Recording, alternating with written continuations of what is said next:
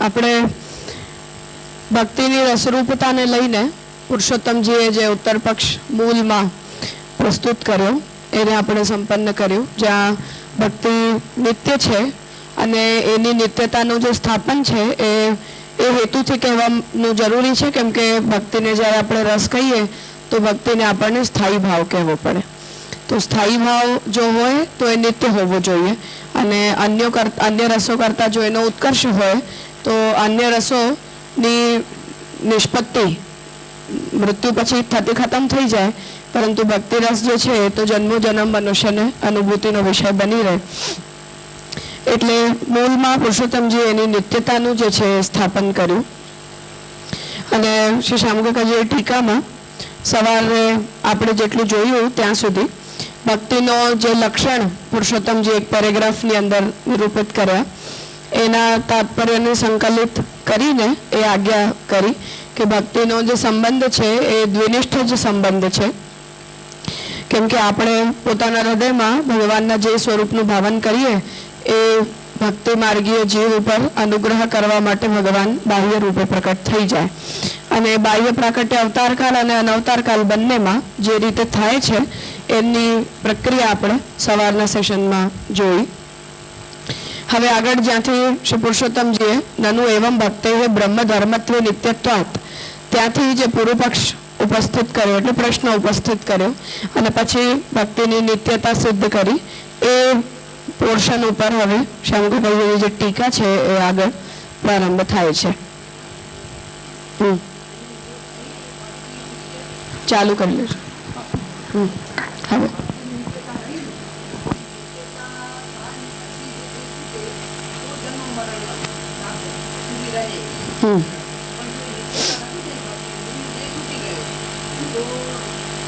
તો એ ભક્તિના જે સંસ્કાર છે એ કર્મ માર્ગ જ્ઞાન માર્ગ કરતા તો વધારે રહે જ. કર્મ માર્ગ જ્ઞાન માર્ગમાં જેમ એક જન્મમાં સાધના પૂરી થઈ જાય અને આવતા જન્મ પાછી નવી ચાલુ કરવી પડે, એના કરતા ભક્તિના સંસ્કાર જે છે એ થોડા વધારે ટકે જીવમાં.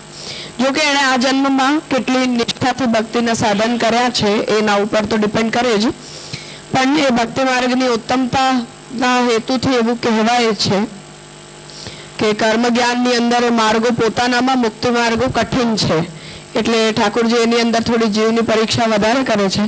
ભક્તિ માર્ગી હોય તો એની પરીક્ષા થોડી ઓછી કરે છે. એટલે ભક્તિ માર્ગીના સંસ્કાર થોડા લાંબા રહે આગળના જન્મમાં. જેમ પુષ્ટપ્રવાહ મર્યાદા ભેદમાં મહાપ્રભુજી આજ્ઞા કરે છે ને કે આગળના જન્મમાં અનુકૂળ દેહ મળે, અનુકૂળ પરિવાર મળે, અનુકૂળ ઇન્દ્રિયો મળે, તો એ પ્રકારની કમસે કમ થોડીક વ્યવસ્થા ઠાકોરજી કરી આપે ભક્તને કે તને બહુ આગળના જીવનમાં તકલીફ ના પડે. પણ કર્મમાર્ગ, જ્ઞાન, સાંખ્ય, યોગ આ બધામાં તો એકદમ એક સેકન્ડની અંદર બધું પૂરું અને એબીસીડીથી તમે પાછું ચાલુ કરો, એટલું બધું ભક્તિ માર્ગની અંદર નથી થતું. એ છૂટી ગયો આપણું. હા, અને એ ભક્તિ નથી સિદ્ધ થઈ, પણ ભક્તિનું બીજ છે તો એ કન્ટિન્યુ રહેશે કે 2-4 જન્મ મારી પાસે નહીં પણ થાય ને પછી થશે, થઈ શકે એવું થઈ શકે. અને એ બધું કોઈ મેજર અપરાધ કર્યા હોય તો એવું થાય. અસંસ્કૃત હોય એના કારણે તો એટલું બધું ના થાય, પણ આ જન્મમાં કોઈ વેદાપરાધ થયો હોય કે ઠાકોરજી સંબંધી કોઈ અપરાધ આપણે કર્યો હોય તો પછી વચલા જીવનની અંદર અંતરાય આવવું અને પાછું ઠાકોરજી આપણો માર્ગમાં સ્વીકાર કરે એવું થઈ શકે. વચ્ચે જન્મ છૂટી પણ જાય તો બિલકુલ વેસ્ટ જાય.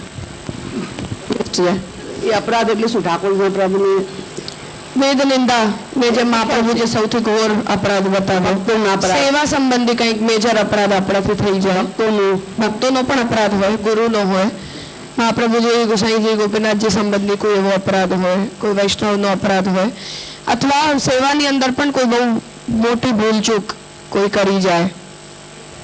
આ જેમ સામી ભક્તોનું સમર્પણ થઈ ગયું ઠાકોરજીને, કે એ પ્રકારના કોઈ મેજર ભૂલ આપણે કરી જઈએ જે ઠાકોરજીના સ્વરૂપની મર્યાદાને અનુરૂપ ન હોય તો લાગે તો સહી.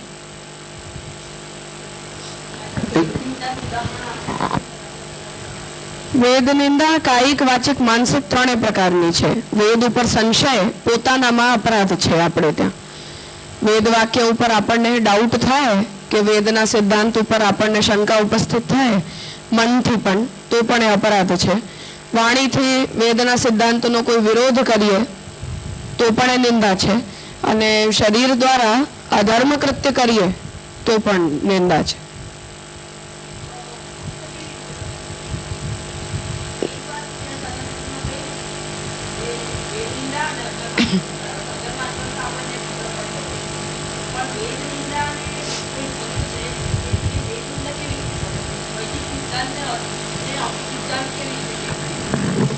અપસિદ્ધાંત નો મતલબ કે બહુ નાની નાની ચીજો છે આ, જેમાં વર્ણાશ્રમ ધર્મનો ટોપિક હોય.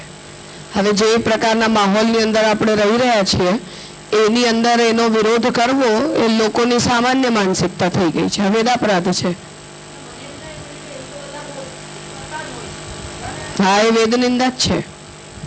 રંચક પણ વિરોધ હોય કે રંચક વિરોધની સંભાવના પણ આપણા મનમાં પ્રકટ થાય તો એ ભગવદ આજ્ઞાનો વિરોધ જ છે. હા હા, બિલકુલ. આપણે ત્યાં એ અપરાધ સિરિયસ છે આપણી શાસ્ત્ર પરંપરામાં, કેમ કે આપણે એને એક કોઈ લિખિત પુસ્તકની જેમ નથી ટ્રીટ કરતા કે ભારતના સંવિધાનની જેમ નથી આપણે એને ટ્રીટ કરતા. તો આપણે ત્યાં તો સાક્ષાત ભગવદ આજ્ઞા છે. વેદ તો જેમ ભાગવતજી આપણા માટે ઠાકોરજીનું નામાત્મક સ્વરૂપ છે એમ વેદાદી શાસ્ત્રો એ ઠાકોરજીના નામાત્મક સ્વરૂપ છે. એટલે એમના પ્રત્યે કરાયેલો જે અપરાધ છે, જેમ વેદનું શ્રવણ ગોપીનાથજીએ એને અપરાધ બતાવ્યો છે કે વેદ શ્રવણની ઈચ્છા પણ પ્રકટ થવી મનમાં અનધિકાર હોવા છતાં, તો પણ ગોપીનાથજી એને અપરાધ જ કહી રહ્યા છે કે સ્ત્રી શૂદ્ર હોય અને તમારો શાસ્ત્ર તરફથી અધિકાર નથી અપાયેલો પણ આપણા મનમાં એવો ઈર્ષ્યાભાવ પ્રકટ થાય અને એના કારણે એ પ્રકારનો કોઈ પ્રયાસ કોઈ મનુષ્ય કરે તો એને ગોપીનાથજી અપરાધની કોટીમાં નાખ્યો છે.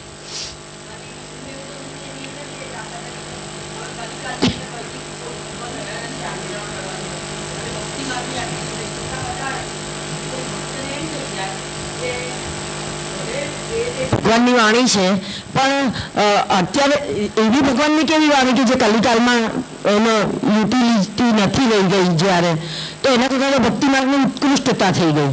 તો એવી હોઈ શકે. યુટિલિટી નથી રહી ગઈ એટલે કે આપણે એના અધિકારી નથી રહ્યા, પણ વેદ સ્વયં જ જે સમયે કોઈ એક ધર્મનો અધિકારી જીવ ન હોય ત્યારે એના બીજા ધર્મનો વિકલ્પ તો શાસ્ત્ર જ આપે છે. તો મહાપ્રભુજી પણ જ્યારે ભક્તિ માર્ગીય ધર્મ લાવી રહ્યા છે તો એ કઈ વેદ ન કહેલું છે એવું તો છે નહીં. તો આપણે જે ભગવત ધર્મનું અનુસરણ કરી રહ્યા છીએ અત્યારે એ ધર્મો આવી તો વેદથી જ રહ્યા છે. શાસ્ત્ર જ વિકલ્પ આપે, કેમ કે શાસ્ત્રને ખબર છે કે કલયુગમાં આપણાથી શું થશે અને શું નહીં થાય. જેમ સંન્યાસ માટે શાસ્ત્રે ના પાડી દીધી કે હવે કલયુગની અંદર એને નહીં કરવાનો, તમે સામે ચાલીને કરો. વેદ નિંદા અપરાધ છે. અપરાધ છે કે ના પાડવામાં આવી છે એ આપણે કરીએ છીએ. કેમ કે શાસ્ત્ર તો વોર્નિંગ સાથે કહી રહ્યું છે ને કે ફ્યુચરમાં આના પરિણામો શું આવશે એ નિશ્ચિત જ છે. જેમ સંન્યાસ નિર્ણયમાં મહાપ્રભુજી જ કહી રહ્યા છે કે આ પાખંડિત થવા સિવાય આનો બીજો કોઈ પરિણામ જ નથી. તો પણ આપણે સામે જઈને કરીએ તો શું થાય એનો રિઝલ્ટ? તો જોતા જોતા તમે કૂવામાં પડો છો ને.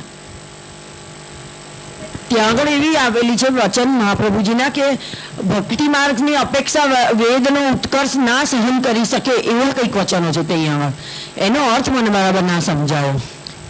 મહાપ્રભુજી આપણને જે પણ માર્ગ બતાવી રહ્યા છે, હું હમણાં બ્રેકમાં એ વાંધો નહીં, પણ હું જે સમજી રહી છું એ છે કે મહાપ્રભુજી જ્યારે આપણને એવું કહે છે કે જેમ શ્રૌત ધર્મો ન કરી શકો તો સ્માર્ત કરો, એ નિરૂપણ કે વિકલ્પ આપણે આપણી મરજીથી નથી પસંદ કર્યો. શાસ્ત્ર આપે છે કે તમારો શ્રૌતાધિકાર નથી રહ્યો તો તમે સ્માર્ત ધર્મનો અધિકાર છે. એવી જ રીતે આજના સમયમાં જ્યારે વર્ણાશ્રમ ધર્મોનું અનુસરણ આપણા માટે નથી સંભવ રહ્યું તો શાસ્ત્ર જ એ વાતને કહી રહ્યું છે કે ઠાકોરજીના નામ સંકીર્તનથી બધા ધર્મોની ન્યૂનતા પૂરી થઈ જાય છે. એટલે જે લોકોનો કોઈ પણ ધર્મની અંદર અધિકાર ના હોય એ લોકોએ પણ પોતાને વંચિત નહીં સમજવાનું. ભગવાન નામ જે છે એ સર્વોપરી ધર્મ છે. શાસ્ત્ર કહી રહ્યું છે આ વાતને. તો આપણે પોતાના સંપ્રદાયમાં જેટલા પણ સિદ્ધાંતોને લાવી રહ્યા છીએ કે મહાપ્રભુજી ષોડશ ગ્રંથે આપણને જે કંઈ પણ કહી રહ્યા છે એ વેદ ગીતા ભાગવત અને બ્રહ્મસૂત્રની સંગતિથી જ આપણા માટે બધા કર્તવ્યો આવી રહ્યા છે. એટલે આપણે જો એનું અનુસરણ શાસ્ત્રાજ્ઞા જેનો નિચોડ આપણને આપણા ગુરુ દ્વારા પ્રાપ્ત થયો છે એના અનુસરણના રૂપમાં કરી રહ્યા છે તો વેદ ધર્મનું અનુસરણ જ છે, એની અંદર કોઈ કમી નથી બાકી. અને મહાપ્રભુ જેવું કહી રહ્યા છે કે યથાશક્તિ વર્ણાશ્રમ ધર્મોનું અનુસરણ કરવું, જેને તોડવાની અત્યારે આપણને આવશ્યકતા નથી એને સામે ચાલીને તોડવાનો આપણે દુરાગ્રહ રાખીએ તો સમસ્યા છે. જ્યારે સ્વતઃ કોઈ ધર્મ આપણા માટે હવે બચ્યો જ ન હોય, કે જેમ અગ્નિહોત્રની પરંપરા ખતમ થઈ ગઈ, તો હવે મને એવું ના થવું જોઈએ કે આપણે એને ફરીથી રિવાઇવ કરીએ, કેમ કે જે ગયું હોય ગયું. પણ 3 સમયની સંધ્યા કરી શકવું જો અત્યારે મારી કેપેસિટીમાં છે તો મારે કરવી જ જોઈએ. કે ગાયત્રી જપ હું કરી શકું છું તો મારે કરવું જ જોઈએ. વેદ સ્વાધ્યાય યથાશક્તિ મારો અધિકાર છે અને હું કરી શકું છું તો મને કરવું જ જોઈએ. એવી રીતે તો યથાશક્તિ કરો. બાકી ભગવત ધર્મની અંદર ન્યૂનાતિરિક્ત બધાની પૂર્ણતા છે, શાસ્ત્રની આજ્ઞાથી જ આપણને ધર્મ મળ્યો છે. તો એ ભગવત ધર્મ અને વેદ ધર્મ બે એકબીજાથી અલગ છે એવું આપણે નથી કહી રહ્યા. અને આ બધામાં જે કોઈ પણ છૂટ આપણે લેતા હોઈએ અથવા કોઈ પણ રસ્તા આપણે કાઢતા હોઈએ પોતાની સ્થિતિને જોઈને, એ રસ્તાઓ પણ શાસ્ત્ર વિહિત પ્રક્રિયાથી જ કાઢવા જોઈએ. અત્યારે અમારાથી આવું નથી થતું તો હવે અમે શું કરી શકીએ એ પ્રશ્ન લઈને આપણે શાસ્ત્ર પાસે જ જવું જોઈએ. એવું નહીં કે આપણે પોતે નિર્ણય કરી લીધો કે આવું નથી થતું તો ચલો બધું છોડી દો, એ ના થવું જોઈએ. જેમાં શ્રાદ્ધ માટે આપણે કહ્યું હતું કે શાસ્ત્ર એવું કહે છે કે કલયુગની અંદર બ્રાહ્મણ અને ગાયથી થઈ જાય. હવે બ્રાહ્મણ આપણને યોગ્ય ના પ્રાપ્ત થતું હોય તો શાસ્ત્ર કે ગાયનું કરો, એની અંદર બધાની પૂર્ણતા થઈ જાય. તો આપણે નથી આ વિકલ્પ કાઢ્યો. શાસ્ત્રને પૂછવું જોઈએ કે અમને જો યોગ્ય બ્રાહ્મણ ન મળે અમારા સ્થાનમાં તો અમે શું કરીએ? તો શાસ્ત્ર એવું કહે કે હા ગોગ્રાસ આપવાથી થઈ જાય, ગાયની સેવાથી થઈ જાય, હવે એને કરો. એવું નહીં કે આપણે પોતે મનમાં જેથી વિચારી લીધું કે આ નથી મળતા તો ચલો છોડો, શ્રાદ્ધ તર્પણની કઈ જરૂર નહીં, એવી રીતે કોઈ નિર્ણય ના લેવા જોઈએ, એ તાત્પર્ય છે. તો એ વેદાનુરૂપ પ્રક્રિયા કહેવાય. પણ આપણે સ્વતંત્ર થઈને હવે નિર્ણય લેવા લાગી જઈએ તો એની અંદર પ્રત્યક્ષ વેદ વિરોધ નથી, પરંતુ વેદના પ્રત્યે નેગ્લિજન્સનો વ્યવહાર છે કે તમે એને કન્સિડર નથી કરી રહ્યા પોતાના ઉપર શાસન કરનારા શાસ્ત્ર તરીકે. તો એવું ના થવું જોઈએ. તો કોઈ પણ પ્રશ્ન છે આપણા મનમાં એનો જવાબ શાસ્ત્રની પાસે છે જ, તો આપણે એને ત્યાંથી શોધીને અને પછી ધર્મ નિર્ણય કરવો જોઈએ. તો એ વેદાપરાધ ના કહેવાય. પણ આપણે એની શાસન પરંપરાનો કે એના પ્લેસનો ઉચ્છેદ કરી દઈએ કે તમને પૂછવાની જરૂર નહીં, અમને પોતે જેવું સૂઝે છે એવું કરી લેશું, તો એ શાસ્ત્રાપરાધ છે. પછી માનવાસીના પ્રશ્નમાં આપણે જેમ કીધું એ કર્મ માર્ગ અને જ્ઞાન માર્ગમાં તો પછી નષ્ટ થઈ જાય છે, પણ લિંગદેહ તો જાય છે, તો લિંગદેહ સાથેની વાસના પણ જાય છે. એટલે જે બી એની ચિત્ત શુદ્ધિ જે બી અવસ્થા હોય, રિસ્પેક્ટિવ ઓફ ધ અવસ્થા, એની જે બી કંઈ ડેવલપમેન્ટ થયું હોય કર્મ કે જ્ઞાન માર્ગમાં, તો શું કેરી ફોરવર્ડ નહીં થાય? મેજર સિદ્ધિ બહુ મળી હોય તો થાય કેરી ફોરવર્ડ. પણ નોર્મલ સામાન્ય કર્યું હોય તો એ બંને માર્ગો પોતાનામાં જ મોક્ષ માર્ગ હોવાને કારણે એવા કઠિન બનાવવામાં આવ્યા છે કે એના સંસ્કાર જે છે એનો શાસ્ત્ર ઉચ્છેદ કરી દે. એ યોગ માર્ગમાં પણ એવું જ નિયમ છે કે આ જીવનમાં તમે સમાધિની અવસ્થા સુધી ન પહોંચી શક્યા, મતલબ માનો ધ્યાન ધારણા ઉપર તમે અટકાઈ ગયા છો અને નિર્વિકલ્પક સમાધિની અવસ્થા ના સિદ્ધ થઈ તો નેક્સ્ટ જન્મમાં નવી ગોળી નવો દાવ જ થઈ જાય. ભક્તિ માર્ગમાં એવું એની જેમ આપણે કીધું એમ પ્રોસેસ પ્રમાણે. બીજું દ્વિનિષ્ઠતા આપણે આંતરબાહ્ય પ્રાકટ્યથી કીધું, ભક્ત અને ભગવાન સાથે બંને રીતે આવશે. હા હા, બંને રીતે. ઠાકોરજી કેમ કે ખાલી આંતર હોય એવું નથી, બાહ્ય પ્રકટ થઈ રહ્યા છે. એટલે સ્વામી કાકાજી એ નિરૂપણ સવારે કર્યું કે ભક્તિનો સંબંધ છે દ્વિનિષ્ઠ સંબંધ છે. અને રસાનુભૂતિની જે પ્રક્રિયા છે એના માટે સુબોધનીમાં મહાપ્રભુજી આજ્ઞા કરી રહ્યા છે કે સંયોગ હોય ચાહે વિપ્રયોગ હોય, જો એકતર થઈ જાય તો રસાનુભૂતિ ખતમ થઈ જાય.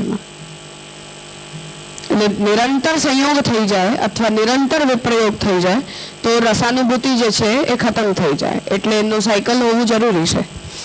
તો એકતર અનુભૂતિ એ રસ નિષ્પત્તિમાં અપ્રયોજક છે. તો આપણે એને એ જ રીતે માનીએ છીએ. જેના કારણે પુરુષોત્તમજીએ પણ એ આર્ગ્યુમેન્ટ કરી કે સંયોગ અને વિપ્રયોગ આ બંને ખાલી કોઈ શૃંગાર રસના કમ્પોનન્ટ્સ નથી, પ્રત્યેક રસમાં સંયોગ અને વિપ્રયોગ હોય જ છે. ઠીક છે. કરી હમણાં લાસ્ટ ટાઈમ. તો એ તો એટલે આંતર પ્રાગટ્ય અને બાહિર પ્રાગટ્ય એટલે ઓલમોસ્ટ તમારી કેવી કહેવાય કે આધિદૈવિક સ્વરૂપની પ્રાગટ્ય થઈ ગયું પછીની રસાનુભૂતિની આ વાત છે. હા, એટલે બાહ્યમાં સાનુભાવ થવા લાગી જાય. અનુભવ થવા લાગી જાય જેમ 84-252 વૈષ્ણવવાળાને થતો હતો. હા, એવી રીતે એની એ ભક્તિ રસની અહીંયા વાત ચાલે, એ લેવલની એ વાત ચાલે. એટલે પૂર્ણતા રે થાય. અત્યારે આ માત્રામાં થાય. પૂર્ણતા તો ત્યારે જ આવશે, ત્યાં સુધી તો અધૂરું રહે છે. ઠાકોરજીને પણ તો થોડો આપણા ઉપર વિશ્વાસ લગાડતા ટાઈમ લાગે ને કે આ બરાબર છે. ઠાકોરજીને તો જરાક ટાઈમ લાગે ને વિચારો. ઠીક છે, તો સવારે આપણે એ નિરૂપણ ટીકા અંતર્ગત જોયું કે પ્રભુ ભક્તોના ભાવને અનુરૂપ પહેલા એટલે ભાવ જ્યારે આપણા હૃદયમાં પ્રકટ થાય તો એ અંતરાનુભૂતિ છે, અને પછી એ ભાવને અનુરૂપ બાહ્ય પ્રાકટ્ય ઠાકોરજીનું જે થાય એ ફલાનુભૂતિ છે. અને એ પ્રકારનો જે ફલ છે એને ભક્તિની આ પરિભાષાઓની અંદર શ્રી પુરુષોત્તમજી નિરૂપિત કરવા માંગી રહ્યા છે. હવે નનુ એવં ભક્તે બ્રહ્મ ધર્મત્વ નિત્યત્વાત ત્યાંથી લઈને જે પ્રશ્ન ઉપસ્થિત થયો કે ભક્તિ જે છે એ નિત્ય ધર્મ છે કે અનિત્ય ધર્મ મૂળમાં, એ પેસેજ ઉપર હવે ટીકા જે છે અહીંયા આગળ શરૂ થઈ રહી છે કે યત પુનઃ પૂર્વ પક્ષિણા ભક્તે કાદાચિત કત્વેન, કે હવે ફરીથી જે પૂર્વ પક્ષી છે એને ભક્તિનું ક્યારેક પ્રકટ થવું એને જોઈને અનિત્યત્વ એને અનિત્યત્વની શંકા ઉપસ્થિત કરી. તેના ચ અબ્રહ્મ ધર્મત્વ આક્ષિપ્તમ, કેમ કે જો અનિત્ય હોય તો એ બ્રહ્મ ધર્મ ના કહેવાય, એકબીજાની સાથે જોડાયેલા કન્સેપ્ટ છે. તો અનિત્યતાની સંભાવના ઊભી કરી અને એ અબ્રહ્મ ધર્મત્વ છે એવો આક્ષેપ જે છે એ પૂર્વ પક્ષી દ્વારા 3 વચનો, 2 ભાગવતજીના વચનો અને પછી તાપની ઉપનિષદના વચનના આધારે ઉપસ્થિત કરવામાં આવ્યું. તત્ સમાધાતુમ ઉપક્રમંતે એનું સમાધાન કરવા માટે આગળ શ્રી પુરુષોત્તમજી ઉપક્રમ કરી રહ્યા છે. નનુ એવં ભક્તે ઇત્યાદિના ન વિરોધ ઇત્યંતેન ગ્રંથ ભાગેન. તો એ એટલો જે પેરેગ્રાફ છે પાછળ સુધી ત્યાં સુધીના વિષય ઉપર હવે ટીકા જે છે શ્યામ કાકાજી અહીંયાથી પ્રારંભ કરી રહ્યા છે. ઇદમ અત્ર અવધેયમ ભવતી, જે પુરુષોત્તમજીનું તાત્પર્ય છે એને હવે આપણે આ રીતે સમજવું જોઈએ. કાદાચિત કત્વંતુ ભક્તે ન પ્રાગાદ્ય ભાવ ચતુષ્ટય રૂપમ અભ્યુપગતમ. ભક્તિની અંદર આપણને ક્યારેક ભક્તિ હોય ક્યારેક ભક્તિ ન હોય, ફરીથી આપણે ભક્તિને ભૂલી ગયા, પાછી આપણને ભક્તિ યાદ આવી ગઈ, એવું ભક્તિની અંદર જે અપ એન્ડ ડાઉન થયા કરે આપણા વ્યવહારમાં કે આપણા અનુભવમાં, એમાં પ્રાગભાવ વગેરે 4 અભાવોની ઉપસ્થિતિનો વિચાર આપણે ન કરવો જોઈએ. કેમ કે કોઈ પણ નિત્ય વસ્તુને જો તમે સિદ્ધ કરવા માંગો તો પ્રાગભાવ, પ્રધ્વંસાભાવ, અન્યોન્યભાવ અને અત્યંતાભાવ આ ચારેયની સિદ્ધિ જરૂરી છે કે અમારા કન્સેપ્ટમાં કે અમારા તત્વમાં આ 4 પ્રકારના અભાવોની સંભાવના નથી. ઠીક છે, તો એ હેતુથી કહી રહ્યા છે કે ભક્તિની અંદર જો આપણને આ પ્રકારનું ક્યારેક ભક્તિનું પ્રકટ થવું અપ્રકટ થવું આવું દેખાતું રહેતું હોય તો એમાં ભક્તિની અંદર પ્રાગ ભાવ વગેરે 4 અભાવોની સંભાવનાનો સ્વીકાર ન કરવો જોઈએ. કેમ ન કરવો જોઈએ તો એના માટે વચન આપી રહ્યા છે કે તત્ર અસતિ સત પ્રતિષ્ઠિતમ સતિ ભૂતમ પ્રતિષ્ઠિતમ ભૂતમ હિ ભવ્યે આહિતમ ભવ્યમ ભૂતે પ્રતિષ્ઠિતમ તવેદ વિષ્ણો બહુધા વીર્યાણી ઇતિ. તો એક તો શ્રુતિ વચન છે અથર્વ સંહિતામાં, જ્યાં એ કહી રહ્યા છે કે અસતિ સત પ્રતિષ્ઠિતમ, અસત હોવા છતાં પણ સતમાં જેની પ્રતિષ્ઠા છે, સત હોવા છતાં પણ ભૂતકાળમાં પણ જેની પ્રતિષ્ઠા છે, ભૂતકાળ હોવા છતાં પણ ભવિષ્યકાળમાં પણ જેની પ્રતિષ્ઠા છે, ભૂત ભવિષ્ય બંનેમાં જે પ્રતિષ્ઠિત હોય એવા વિષ્ણુના ઘણા બધા વીર્યો છે, એટલે ઘણી બધી શક્તિઓ વિષ્ણુની છે. ઇતિ નાસતો વિદ્યતે ભાવો ના ભાવો વિદ્યતે સતઃ. અસત પદાર્થની સત્તા સંભવ નથી, સત પદાર્થની અસત્તા સંભવ નથી. ઇતિ ચ અથર્વવેદ ભગવદ વાક્યાભ્યામ આ રીતે આ બંને વાક્યોથી સતઃ પદાર્થસ્ય અભાવાનંગીકારાદ એવ આ રીતે આ બંને વાક્યોથી કોઈ પણ સત પદાર્થ હોય તો એના અભાવનો અનંગીકાર કરાયેલો હોવાથી ન તે બ્રહ્મવાદીના અનુમન્યંતે એના કારણે જે ચાર અભાવો નૈયાયિકો સ્વીકારી રહ્યા છે એનો સ્વીકાર બ્રહ્મવાદીઓ નથી કરતા. આ આપણો પહેલો જવાબ છે કે ભક્તિના વિષયમાં નહીં પણ XYZ કોઈ પણ વસ્તુના વિષયમાં આ ચારેયમાંથી કોઈ પણ અભાવનો સ્વીકાર જે છે એ બ્રહ્મવાદીઓ નથી કરતા. હવે આના ઉપર પ્રશ્ન ઉપસ્થિત કરી રહ્યા છે કે હવે થોડીક માથાપચ્ચી છે હે ને? હા, એટલે થોડુંક ધ્યાનથી અને ધીરજથી સમજજો, શાંતિથી કરશું. એટલે કે બ્રહ્મની નિત્ય સત્તા છે.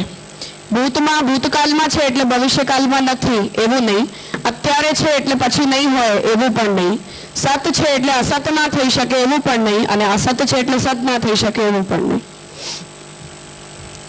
હવે આ કન્સેપ્ટ ઉપર જ્યારે આપણે સત પદાર્થની સત્તાનો સ્વીકાર કરીને અભાવના સિદ્ધાંતને આપણે કેન્સલ કર્યું એના કારણે હવે અહીંયા પ્રશ્ન ઉપસ્થિત થઈ રહ્યો છે કે નચ દ્રષ્ટ વિરોધાત અસ્મિન ભગવદ વાક્ય તાત્પર્યાંતરમ ઉદ્ભાવનીયમ તથાહિ કે આપણા પ્રત્યક્ષનો વિરોધ થતો હોવાને કારણે, કેમ કે આપણને તો વસ્તુનો નાશ દેખાય છે કે આપણી આંખોની સામે કોઈ વસ્તુ ખતમ થઈ ગઈ, કોઈ વસ્તુ બની રહી છે, કોઈ વસ્તુ પેદા થઈ રહી છે, એવો પ્રત્યક્ષનો વિરોધ થતો હોવાને કારણે ભગવાનના જે આ વાક્યો છે એના કોઈ બીજા તાત્પર્યનો વિચાર આપણે કરવો જોઈએ.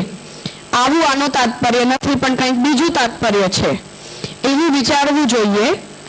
શું વિચારવું જોઈએ તો એનો વિકલ્પ આપી રહ્યા છે કે ના સતો વિદ્યતે ભાવો ના ભાવો વિદ્યતે સતઃ. આ ભગવદ વાક્યને આપણે બીજી કઈ રીતે ઇન્ટરપ્રેટ કરી શકીએ? પૂર્વ પક્ષી એને પ્રપોઝ કરી રહ્યો છે કે તથાહિ આવી રીતે વિચારી જુઓ જેનાથી પ્રત્યક્ષ વિરોધ ન થાય. તાત્પર્ય એ છે અસતો નામ વંધ્યા પુત્રોપમસ્ય અત્યંત અસતો ક્વચિત. અસત શબ્દનો મતલબ શું કે કોઈ બાંજ સ્ત્રીનો પુત્ર, તો જે સ્ત્રીને સંતાન જ નથી એનો પુત્ર ક્યાંથી આવે? એવી રીતે અત્યંત અસત કોઈ વસ્તુ હોય કે જેનું કોઈ પણ રીતે અસ્તિત્વ સંભવિત જ ન હોય એવો અસત શબ્દનો અર્થ કર્યો. ભાવો ભાવ શબ્દનો શું અર્થ? નામ સત્તા યથા ન સંભવતી ન અસતો વિદ્યતે ભાવો.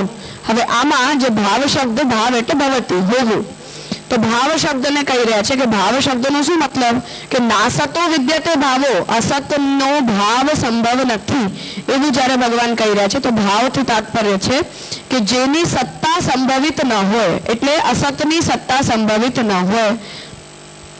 તથૈવ એ જ રીતે નાભાવો વિદ્યતે સતઃ. હવે બીજો વાક્ય વચ્ચે કોમા કરીને બે સેન્ટેન્સ છે ભગવાનના વચનોમાં એવું સમજો. તો તથૈવ હવે સત શબ્દની વ્યાખ્યા કરે છે કે સતઃ નામ ક્વચિત કદાચિત કેનચિત રૂપેણ સતઃ પદાર્થસ્ય તુચ્છત્વ આપાદકો. કે ક્યારેક કોઈક વસ્તુ ક્યારેક કોઈક સમયમાં કોઈક રૂપથી સત પદાર્થ હોય એવું એનો તુચ્છત્વનો ઉત્પાદક ધર્મ. એટલે કે અત્યારે છે, અત્યારે આ રૂપમાં છે, આ સમયે આ સ્થાન ઉપર આ વસ્તુ છે, એવી રીતે સતની વ્યાખ્યા કરવાની. હર હંમેશ છે એવી રીતે નહીં. ત્રૈકાલિક સત્તાના અર્થમાં સત પદાર્થની વ્યાખ્યા નહીં કરવાની, પણ મને અત્યારે આ દેખાઈ રહ્યું છે એટલે છે. શંકરાચાર્યજીની વ્યાવહારિક સત્તાની જેમ કે મને અત્યારે ઘડો દેખાઈ રહ્યો છે તો છે, હવે ફૂટી જશે ત્યારે નહીં હોય.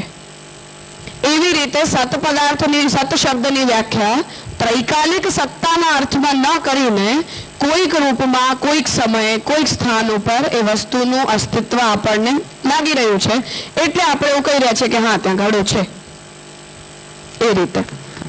તો તુચ્છત્વ પાદકો. હવે અભાવ શબ્દ નાભાવો વિદ્યતે સત ન અભાવો. હવે અહીંયા અભાવ શબ્દને કેવી રીતે કરવાનું તો કહી રહ્યા છે કે આત્યંતિકો અભાવોપી ન સંભવતી ઇતિ અભિપ્રાય સ્વીકાર્ય. કે કોઈ વસ્તુનો આત્યંતિક અભાવ જ હોય એવું નહીં માનવાનું, એટલે ક્યારેક ભાવ હોય ક્યારેક ન પણ હોય એવી રીતે. ઠીક છે, પોસિબિલિટી છે આ. તો આત્યંતિકો અભાવોપી મતલબ કે ઘટ વસ્તુ એક્ઝિસ્ટ જ નથી કરતી એવી રીતે નહીં, પણ કોઈક સમય છે કોઈક સમય નથી. જ્યાં સુધી ફૂટી નહીં જાય ત્યાં સુધી એની સત્તા છે, ફૂટી ગયા પછી સત્તા ખતમ થઈ ગઈ. એવી રીતે તમે સત્તા સત પદાર્થના શબ્દને થોડું ઇઝીલી ઇન્ટરપ્રેટ કરો. એમ ન કહો કે ભૂત ભવિષ્ય વર્તમાન દરેક કાળની અંદર એ વસ્તુ હોવી જ જોઈએ. હા,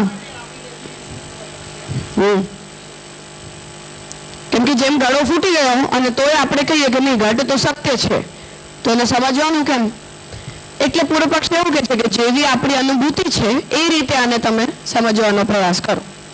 ત્રૈકાલિક સત્તા આપણે જોઈ નથી તો મને અત્યારે દેખાય છે તો છે, નહીં દેખાય ત્યારે નથી. એવું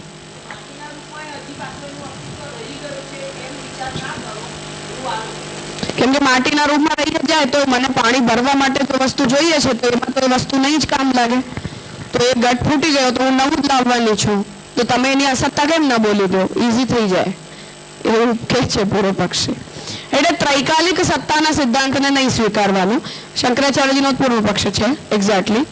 તો વ્યાવહારિક સત્તા છે. સત શબ્દ નાભાવો વિદ્યતે સતઃ, કેમ કે સત શબ્દને અહીંયા શંકરાચાર્યજી ત્રૈકાલિક સત્તાના અર્થમાં તો કોઈ દિવસ નહીં સ્વીકારે. તો અહીંયા જ્યારે ભગવાન એવું કહી રહ્યા છે કે સતનો અભાવ નથી સંભવ, તો એનો મતલબ કે જ્યાં સુધી દેખાઈ રહી છે ત્યાં સુધી એનો અભાવ નથી, દેખાવા બંધ થઈ જાય પછી એ અભાવ છે. તો વ્યાવહારિક સત્તાના અર્થમાં સત શબ્દને આપણે અહીંયા લેવાનું એવું પ્રપોઝલ છે. ઇતિ આશંકનીય તુચ્છત્વ પાદકો એટલે શું? તુચ્છત્વ આપાદકો એટલે કે સત્તા જે છે એ થોડા સમય માટે આપણને દેખાય છે. હા, તુચ્છત્વ એટલે નેગ્લિજિબલ. મતલબ કે મેં 10 વર્ષો સુધી એક વસ્તુને વાપરી લીધી, તો મેં 10 વર્ષ સુધી તો વાપરી, જ્યાં સુધી વાપરતી હતી ત્યાં સુધી સત છે. જ્યારે 10 વર્ષ પછી ખતમ થઈ ગઈ, હવે ન રહી. તો એમ નહીં કે હવે આપણે ત્રૈકાલિક સત્તાની જેમ એને કહીએ.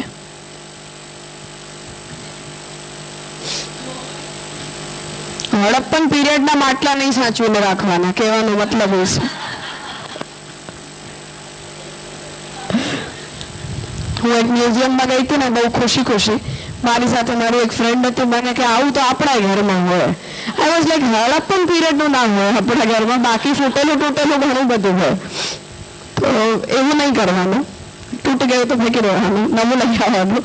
તો સત્તાને થોડું આપણે ઇઝીલી ટ્રીટ કરો એવું શંકરાચાર્યજી કહે છે કે વ્યવહારમાં હોય અને આપણે એની સાથે વ્યવહાર કરી રહ્યા છીએ તો ત્યારે આપણને કોઈ એવું કહે કે નહીં આ માટલું તો મિથ્યા છે, તો એવું નહીં, હું પાણી તો ભરી રહી છું, મને પોતાની ક્રિયામાં એની સાથેનો પોતાનો વ્યવહાર ફીલ થઈ રહ્યો છે. એના જ કારણે શંકરાચાર્યજીએ વ્યવહારિક સત્તાનો એક પ્રકાર એક્સેપ્ટ કર્યો છે કે વસ્તુ તમારે બધું જ મિથ્યા છે, પણ આપણને પોતાના વ્યવહારમાં એની સત્યતાની જે મિથ્યા અનુભૂતિ થઈ રહી છે એને આપણે વ્યવહારિક સત્તા તરીકે સ્વીકારવાનું. અહીંયા જરા ફ્લો સમજ પડે એટલે આપણે આ લોકો બીજું ભક્તિને અનિત્યત્વ સાબિત કરવા માંગે છે અને અબ્રહ્મત્વ સાબિત કરવા માંગે છે અને એના રેફરન્સમાં પછી આ અભાવ આવે અને એના પછી આગળ આવી રહ્યું. કેમ કે નિત્યતા એની સિદ્ધ થાય જેમાં ચતુર્વિધ અભાવની સંભાવના ન હોય. તો નિત્યતા અને અનિત્યતા આ બંનેનો કન્સેપ્ટ અહીંયા સમજાવવા માંગી રહ્યા છે કે કેમ કે શંકરાચાર્યજી પણ આ રીતે અનિત્ય નથી કહેતા, પણ પારમાર્થિક સત્તા નથી કહેતા, તો એક રીતે તમે અનિત્ય કહો છો અને વ્યાવહારિક સત્તાના રૂપમાં તમે એને સત કહી રહ્યા છો. તો શંકરાચાર્યજીનું સત અને આપણું સત અલગ અલગ થઈ ગયું ને, એટલે એને કહેવા માંગે છે કે શંકરાચાર્ય એમ કે આ ભક્તિની પણ વ્યાવહારિક સત્તા હોય તો આપણને ચાલે કે આપણે આ જીવનમાં જ્યાં સુધી વ્યવહાર કરીએ ત્યાં સુધી બરાબર છે, પછી મિથ્યા. તો એવી રીતે તો આપણે આપણી સત્તાને નહીં ડિફાઇન કરીએ ને. તો ઇતિ આશંકનીય આવું પૂર્વ પક્ષી કહી રહ્યો છે કે સત શબ્દની પરિભાષામાં આપણે થોડો પરિવર્તન કરવો જોઈએ. અભાવસ્ય નિર્વચન અસંભવાત તો કહી રહ્યા છે કે નહીં, અભાવનું તો નિર્વચન જ પોસિબલ નથી, એટલે અભાવના તત્વને તો એક્સેપ્ટ જ કરવું અમારા માટે પોસિબલ નથી. તથા વંદ્યા પુત્રોપમસ્ય તુચ્છસ્ય અભાવસ્તુ નિષ્પ્રતિયોગિકતયા સ્વરૂપતઃ અસિદ્ધ એવ. કેમ કે વંદ્યાપુત્રોપમસ્ય, વંદ્યાપુત્ર નામથી આપણે જે તત્વને બોલી રહ્યા છીએ, હવે વંદ્યાપુત્ર જેવો કોઈ કન્સેપ્ટ જ નથી હોતો, પણ તમે વાણી વ્યવહારમાં લાવ્યા કે ના લાવ્યા એને અસંભવ પદાર્થને. ઠીક છે, જે વસ્તુ અસંભાવિત છે, સિંગડા વાળો સસલો, પણ હું જ્યારે બોલી ત્યારે કાર્ય તરીકે સત્ય નથી, પણ કન્સેપ્ટમાં તો મારા મોઢામાંથી નીકળ્યું છે ને, મારા વિચારની અંદર તો એ તત્વ આવ્યું ને.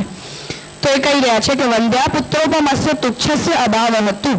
વંદ્યાપુત્રના નામથી આપણે જે પ્રકારની વસ્તુને બોલવા માંગી રહ્યા છીએ એનો અભાવ હતો, એટલે એનો એ એક્ઝિસ્ટ નથી કરતો વિષય, તો એનો અભાવ હતો. નિષ્પ્રતિયોગિકતયા, ન્યાયમાં પ્રતિયોગી શબ્દનો મતલબ છે કે મેં જ્યારે કોઈકનો અભાવ બોલ્યો તો પ્રતિયોગીનો મતલબ છે કે એની સત્તા, અને અભાવ જે છે એ ભાવનો પ્રતિયોગી છે, ઓપોઝિટ કેરેક્ટર છે. તો નિષ્પ્રતિયોગિકતયા એટલે કે અભાવ, તમે કહો કે વંદ્યાપુત્રનો અભાવ છે, તો એની સામે કોની સત્તા છે? તો પ્રત્યેક અભાવની સામે કોઈ એક પ્રકારની સત્તા તો હોય જ, તો એના પ્રતિયોગી તરીકે આપણે કોઈ અભાવનો વિચાર કરતા હોઈએ. તો નિષ્પ્રતિયોગિકતયા, પણ વંદ્યાપુત્રનો શું પ્રતિયોગી મળશે આપણને? કઈ નહીં મળે. વંદ્યાપુત્રનો અભાવ છે તો કોની સત્તા છે એના ઓપોઝિટ? કોઈની સત્તા નથી. તો નિષ્પ્રતિયોગિકતયા સ્વરૂપતઃ અસિદ્ધ એવ, એટલે આપણે એવું કહી રહ્યા છીએ કે પ્રતિયોગીના અભાવને કારણે વંદ્યાપુત્ર નામનો કન્સેપ્ટ અસિદ્ધ છે, એક્ઝિસ્ટ જ નથી કરતું. એવ ઇતિ ચતુર્ણામ અપી અભાવાનામ, એ રીતે ચારે જેટલા પણ અભાવ છે, પ્રાગભાવ, પ્રત્વંસાભાવ, અદ્યંતાભાવ અને અન્યોન્ય ભાવ, એ ચારે અભાવોમાં સપ્રતિયોગિત્વમ યદ નિયતમ અંગીકૃતમ, કેમ કે ન્યાયનો જ એ સિદ્ધાંત છે કે જે કોઈ પણ વસ્તુના ચારેમાંથી કોઈ પણ એક અભાવની જો તમે કલ્પના કરો તો એ અભાવના પ્રતિયોગી સત્તા હોવી જ જોઈએ, તો જ એનો અભાવ બોલી શકાય. અન્યથા જે વસ્તુ ઇમ્પોસિબલ હોય એનો અભાવ જ ના બોલી શકાય, કેમ કે હોય તો અભાવ થાય ને કોઈ પણ વસ્તુનો. તો સપ્રતિયોગિકત્વમ યદ નિયતમ અંગીકૃતમ તત્ર, ત્યાં હવે આ નિયમ પ્રમાણે અભાવ જ્ઞાનસ્ય, અભાવનો જે જ્ઞાન થાય કે ચલો ઘડો નથી, ઘડો નથી, આનું જ્ઞાન તમને ક્યારે થયું? જ્યારે કાલ સુધી ઘડો હતો, હે ને? નહીં તો ઘડો નથી આ નિરર્થક વાક્ય છે. મેં મારા રસોડામાં 10 દિવસ સુધી ઘડો જોયો, કાલે હતો, આજે નથી, એટલે હું બોલી રહી છું કે ઘડો નથી. પણ જો ઘડો પહેલાથી જ ન હોય તો તમે કોને એડ્રેસ કરી રહ્યા છો? નિરર્થક વાક્ય છે. એટલે કહી રહ્યા છે એમ કહું કે ઘડો નથી તો ગઈકાલે ઘડો હતો તે પ્રતિયોગી થાય, પ્રતિયોગી થાય. મારું જે અત્યારના બોલવાનું છે, હા, તો ઘડા હોવાનું પ્રતિયોગિકત્વ જો ઉપલબ્ધ હોય તો જ તમે ઘડો નથી આ પ્રકારનું અભાવ વાક્ય બોલી શકો. કોઈ પણ સ્થિતિમાં એનો પ્રતિયોગી સત્તા પદાર્થ આપણને જોઈએ જ, સત જોઈએ જ. તત્ર અભાવ જ્ઞાનસ્ય, એ સ્થિતિમાં જે અભાવનું જ્ઞાન મને થઈ રહ્યું છે, જે એબ્સન્સ મને ફીલ થઈ રહ્યું છે, એમાં સ્વપ્રતિયોગી જ્ઞાનાધીનત્વેન, પોતાના પ્રતિયોગીના જ્ઞાનને અધીન હોવાને કારણે તત્પ્રતિયોગી જ્ઞાનસ્ય, અભાવના પ્રતિયોગી પદાર્થનું જે જ્ઞાન, મતલબ કોઈ વસ્તુની સત્તાનું જ્ઞાન, એ યાથાર્થ્યમ વા અયાથાર્થ્યમ વા અભ્યુપગતમ, તો એ સ્થિતિમાં જ્યારે અભાવના પ્રતિયોગી તત્વનું તમે જ્ઞાન કહી રહ્યા છો તો કોઈ યથાર્થ વસ્તુને તમે પ્રતિયોગી કહી રહ્યા છો કે અયથાર્થ વસ્તુને પ્રતિયોગી કહી રહ્યા છો? આ સવાલ છે આપણા તરફથી. ઠીક છે,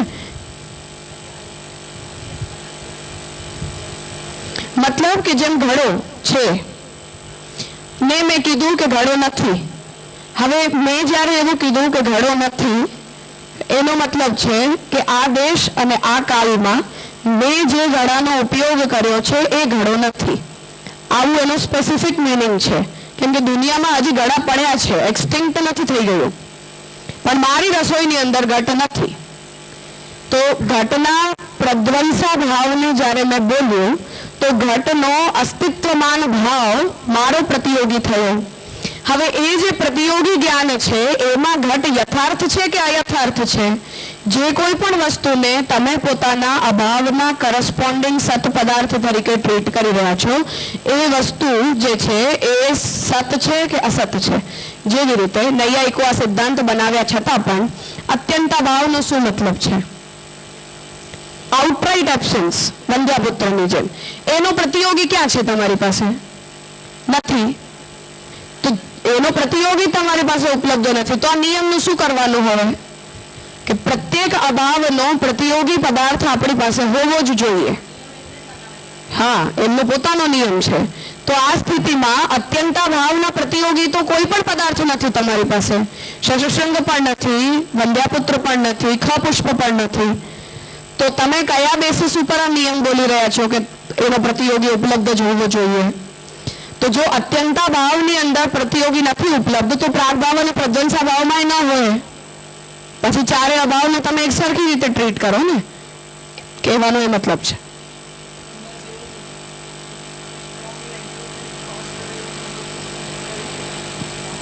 પ્રસ્થાન રત્નાકરમાં પુરુષોત્તમજી બહુ આડા થયા છે નૈયાયિકોને. મતલબ આમ બહુ સિરિયસ બોર્ડમાં એકદમ. એટલે અહીંયા યાથાર્થમથી આપણે ઘટનો પ્રતિયોગી જે અભાવ છે એ લેવાનો, અયાથાર્થમમાં ખપુષ્પ. હા, બરાબર ને? કે કોઈ પણ અભાવ હોય એનો પ્રતિયોગી પદાર્થ યથાર્થ છે કે અયથાર્થ છે, પહેલા એનો વિચાર કરો. જેમ શંકરાચાર્યજીની પાસે જો આપણે અભાવની થિયરી લઈને જઈએ તો શંકરાચાર્યજી શું કહેશે?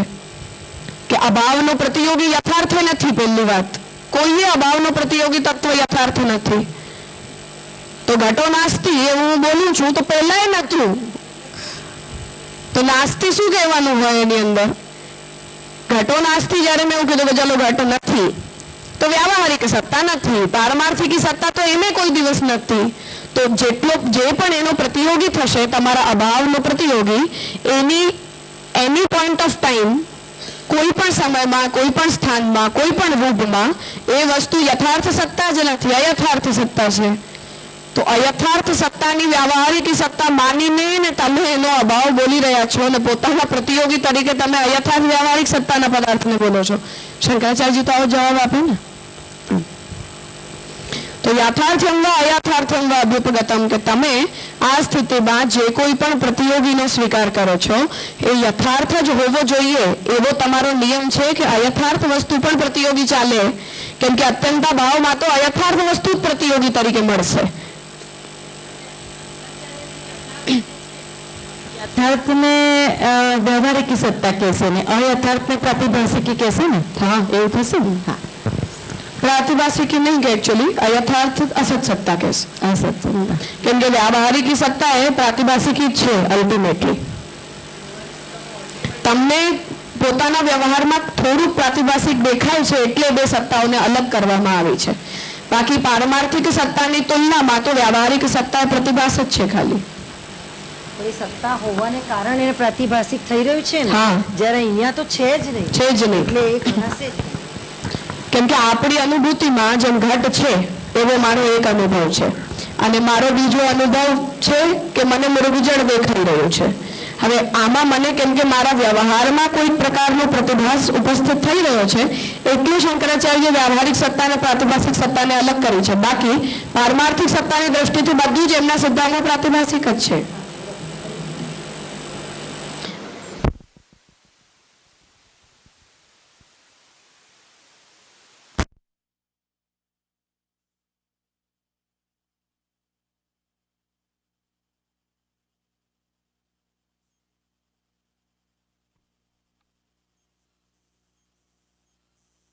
અમે વ્યાવહારિક સત્તા નામની કોઈ વસ્તુને પણ સિદ્ધાંતતઃ તો નથી સ્વીકારતા, એટલે લોકોને ખાલી સત્તાના નામ ઉપર એક ઝાંસો આપવાની કોશિશ છે. મહાપ્રભુજી એવો જવાબ આપ્યો છે કે કપટ છે તમારું ખાલી.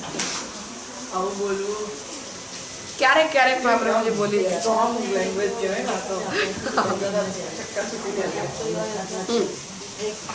હવે જે યાથાર્થ્ય છે એ યાથાર્થ્યને આગળ સમજાવી રહ્યા છે કે નતાવદ આદ્યમ, કે હવે આ સ્થિતિમાં જે પહેલો પક્ષ છે કે અભાવની પ્રતિયોગી સત્તા એ યથાર્થ સત્તા છે, આ પક્ષ જે છે એ પોતાનામાં યોગ્ય નથી.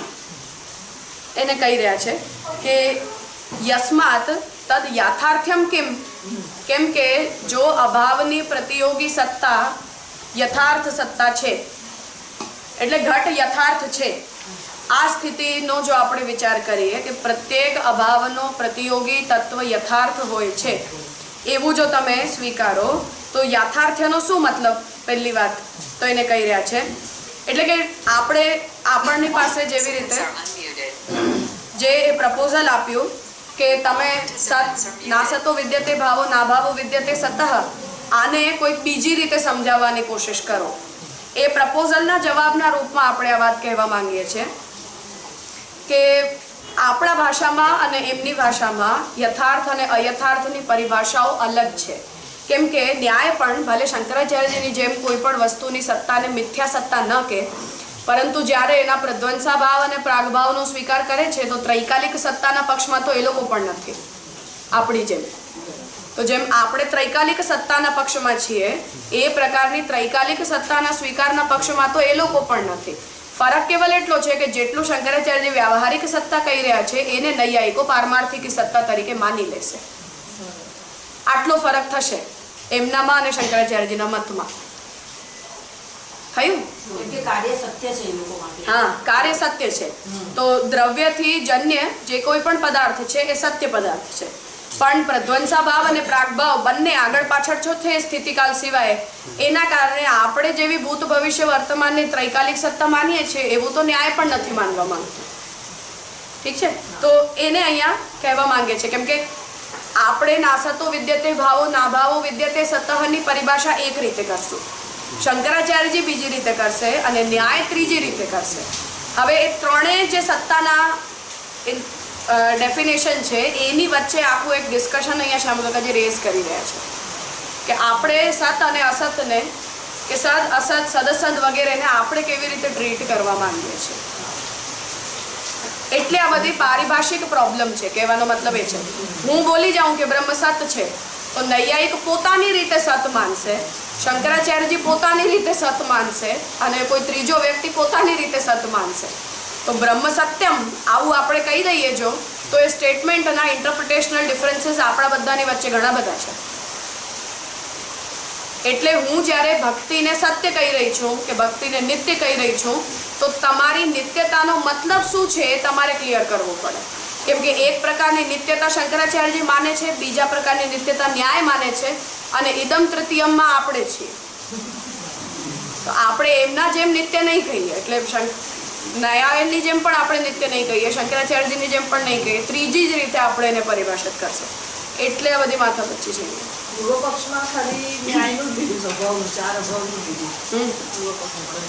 એટલે છે કેમ કે કોઈ પણ પદાર્થને તમે સત કહો તો પહેલો રિસ્પોન્સ એનો એ છે કે અભાવ રહિત હોવું જોઈએ. ત્રૈકાલિક સત્તા હોય તો સત કહેવાય. આ શંકરાચાર્યજીની ડેફિનેશન છે. ત્રણેય કાળમાં જેની સત્તા હોય એ સત કહેવાય. ત્રિકાલ સત્તા જેની હોય જ નહીં, અત્યંતા ભાવ હોય એ અસત કહેવાય. અને સત્તા પ્રતીત થતી હોય પણ નાશવંત હોય તો મિથ્યા કહેવાય. અને પછી બુદ્ધ આવે છે પિક્ચરમાં કે સત અસત સદસત ત્રણેય ના હોય તો ચતુષ્કોટી વિનિર્મુક્તમ, અમે ચોથા છીએ શૂન્યવાદી. બધા જ છે આપણી સામે. હા, ચતુષ્કોટી વિનિર્મુક્તમ નથી માને, બ્રહ્મની માને છે ને એટલે પારમાર્થિક કે છે ને એમ. પણ બ્રહ્મ અતિરિક્ત કોઈ નહીં નથી માને.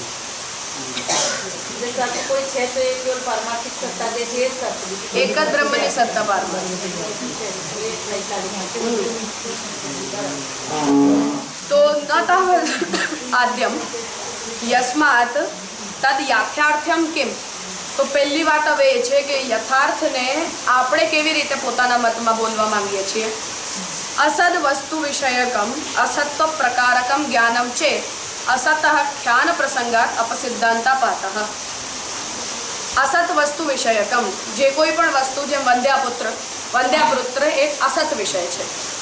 અસત વિષયના વિષયમાં અસત્વ પ્રકારકમ, મને એનું જ્ઞાન પણ અસત્વ પ્રકારક જ્ઞાન છે કે આ વસ્તુ તો હોઈ ના શકે. તો એક તો વસ્તુ અસત છે, એ વસ્તુનો એક જ્ઞાન મારામાં જનરેટ થઈ રહ્યો છે કે અસત છે. તો અસત્વ પ્રકારકમ જ્ઞાનમ છે. જો અસત વસ્તુનો અસત્વ પ્રકારક જ્ઞાન જો મારી અંદર પ્રકટ થતો હોય તો અસત ખ્યાન પ્રસંગાત અપસિદ્ધ. તો પછી તમે વસ્તુને અસત બોલી કેવી રીતે શકો? ખ્યાન એટલે કે એને એ રીતે ડિફાઇન કરવું, મતલબ કે કોઈ કન્સેપ્ટ જે એક્ઝિસ્ટ જ નથી કરતો એવા નોન એક્ઝિસ્ટેન્શિયલ ઓબ્જેક્ટનું જ્ઞાન કેવી રીતે પ્રકટ થાય? કેમ કે જ્ઞાન પણ તો પોતાના પ્રતિયોગી વિષયની આકાંક્ષા રાખે છે ને.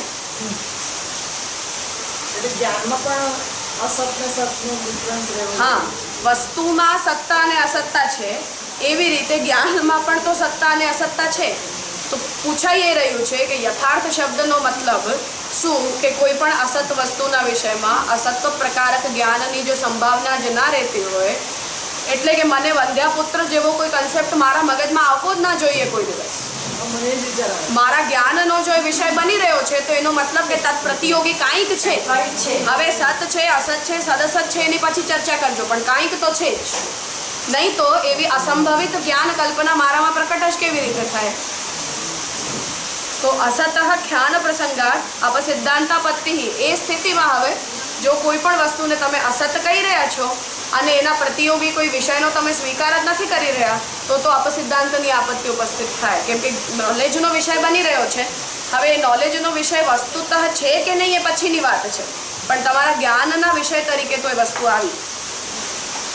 નનુ એવમ સતી, હવે જો આવું આપણે કહીએ તો વંધ્યાપુત્રો નાસ્તિ, વંધ્યાપુત્ર નથી, ઇત્યાકારક જ્ઞાનસ્ય અપી, આ પ્રકારનો જો જ્ઞાન આપણામાં થાય તો પણ અસત ખ્યાતિત્વાપત્તિ ભિયા, અસત ખ્યાતિની આપત્તિ ઉપસ્થિત થાય એવા ડરથી વંધ્યાપુત્ર સત્તાપી અંગીકરણીય ભવે, તો પછી તમારે વંધ્યાપુત્રની પણ સંભાવનાને માનવું પડે.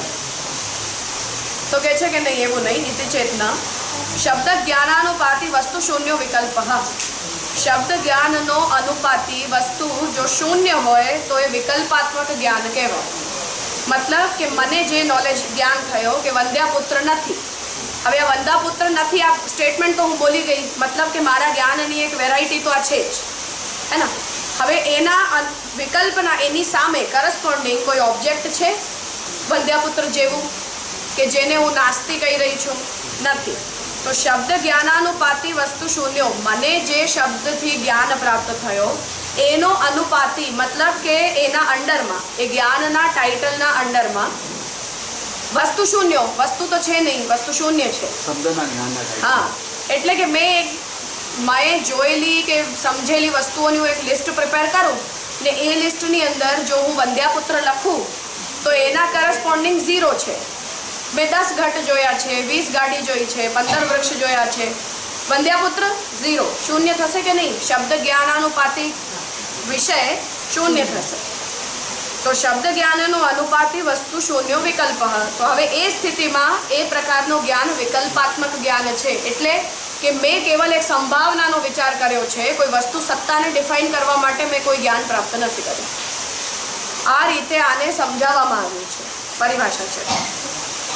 ઇતિ અત્ર વિકલ્પ વૃત્તેઃ અભ્યુપગમાત, તો આ વ્યાખ્યામાં વિકલ્પ વૃત્તિનો સ્વીકાર, અભ્યુપગમાત એટલે સ્વીકાર, વિકલ્પ વૃત્તિનો સ્વીકાર કરાયેલો હોવાને કારણે અભાવ પ્રતિયોગી વસ્તુ ન હતું, અભાવના પ્રતિયોગી જેટલી પણ વસ્તુઓ હોય એ બધી વસ્તુનઃ બહુવચન છે.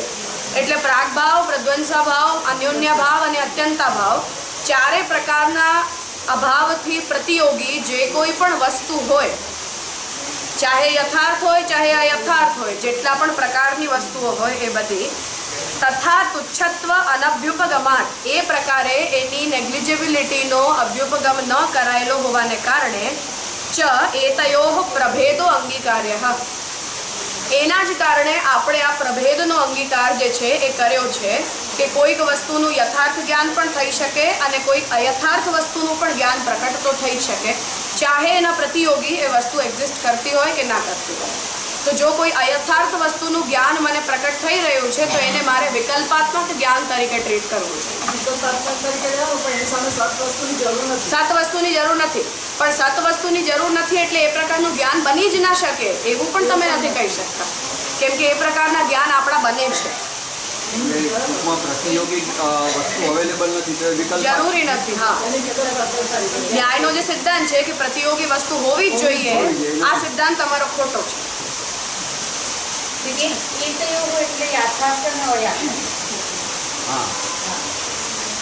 હવે કહી રહ્યા છે કે સ્યાદ એતદ, કે ચલો આ સ્થિતિને આપણે માની લઈએ કે વંધ્યાપુત્ર, આપણો જવાબ છે કે વંધ્યાપુત્ર જેવું માનો કાંઈ એક્ઝિસ્ટ જ નથી કરતું, છતાં પણ મને વંધ્યાપુત્રનો એક સંભાવનાત્મક જ્ઞાન પ્રકટ થઈ રહ્યો છે. હા, તો મને જો એ પ્રકારનું જ્ઞાન મારી અંદર જો થઈ રહ્યું છે અને એના પ્રતિયોગી કોઈ વસ્તુની મને અનુભૂતિ નથી થઈ રહી, તો એ પદાર્થ હવે શું છે ને શું નથી એ પાછળની વાત છે. પરંતુ કોઈ અસત પદાર્થનું જ્ઞાન જ ના પ્રકટ થઈ શકે એવું તમે કહી ના શકો, કેમ કે નહીં તો તમે અસત સત્તાને એક સત્તા તરીકે ડિફાઇન જ કેવી રીતે કરશો? ત્રૈકાલિક અભાવ, એક્ઝામ્પલ ક્યાં? સત્તાના પ્રકારમાં એક સત સત્તા છે, અસત સત્તા છે, સદસત સત્તા છે. આવું હું બોલી ગઈ.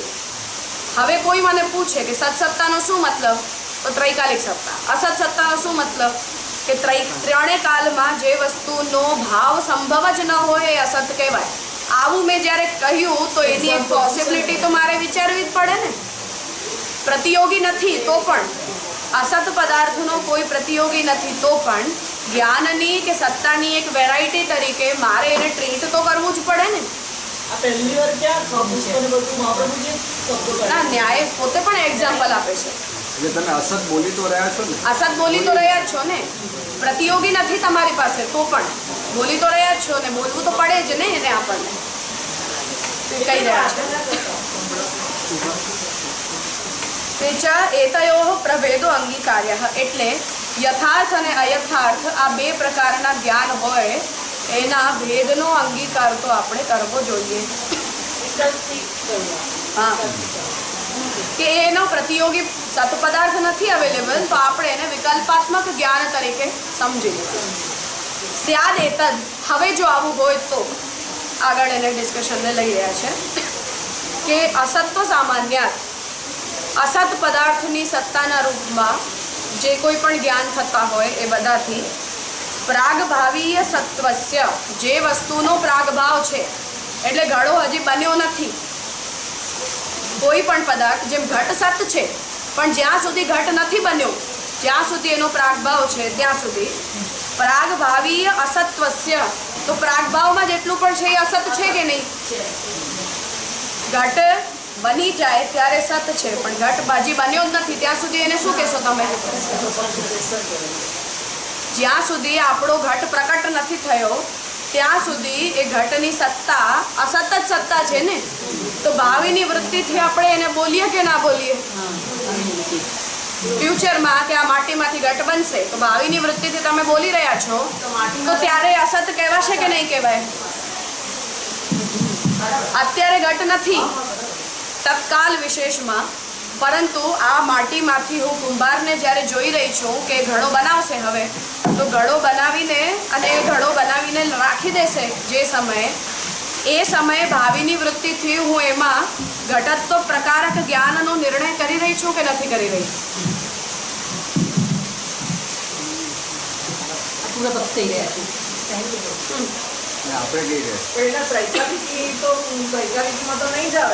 આપણે પહેલા તો એમના મતમાં પ્રોબ્લેમ ઊભી કરી કે તમે બોલી રહ્યા છો ને એ વાત બરાબર નથી.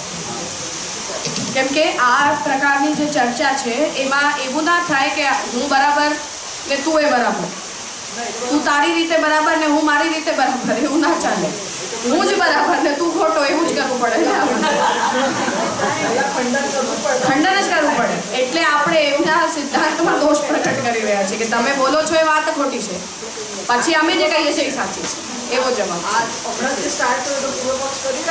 હવે ચાલુ થશે ચાલુ. તો સ્યાદ એતદ, કે ચલો આ સ્થિતિને આપણે માની લઈએ છીએ તો અસત્વ સામાન્યાત પ્રાગભાવીય અસત્વસ્ય, કે અસત્વ સામાન્યાત કોઈ પણ વસ્તુ જે છે એ અસત છે.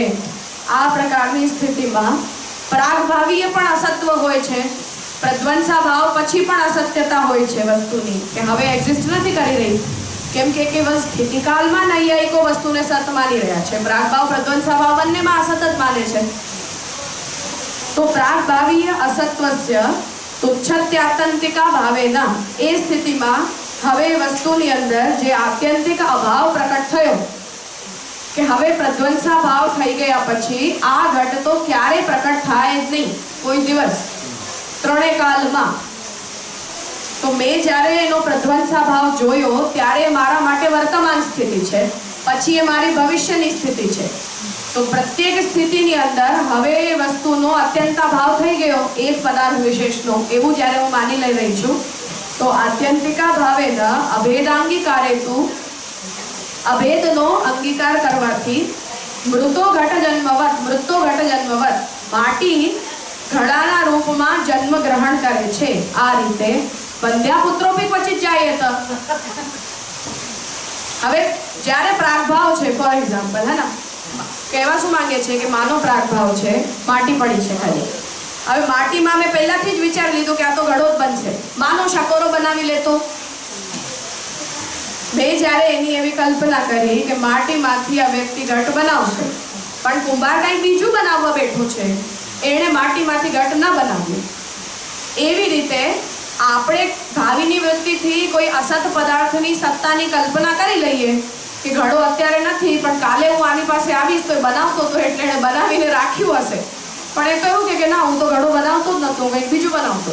તો તમારા સત્તાનું જ્ઞાન તો ખતમ થઈ ગયું ને એ સ્થિતિમાં. એવી રીતે કહી રહ્યા છે કે આ રીતે આપણે જો દરેક અસત પદાર્થની સત્તા અને સત પદાર્થની અસત્તા પ્રતિયોગી વિના જો તમે માની લો છો, ન્યાય પોતાને જસ્ટિફાઈ કરવા માટે કહી રહ્યા છે કે જો એવું તમે જો માની લો છો તો તમારે એવું પણ કહેવું પડે કે કોઈક દિવસ એવો પણ આવશે જ્યારે વંધ્યાપુત્ર પણ પ્રકટ થઈ જાય. તો એ સ્થિતિમાં સત્તા અને અસત્તાની વચ્ચેનો કોઈ ભેદ જ બચી ના જાય એવો આપણા ઉપર આક્ષેપ છે.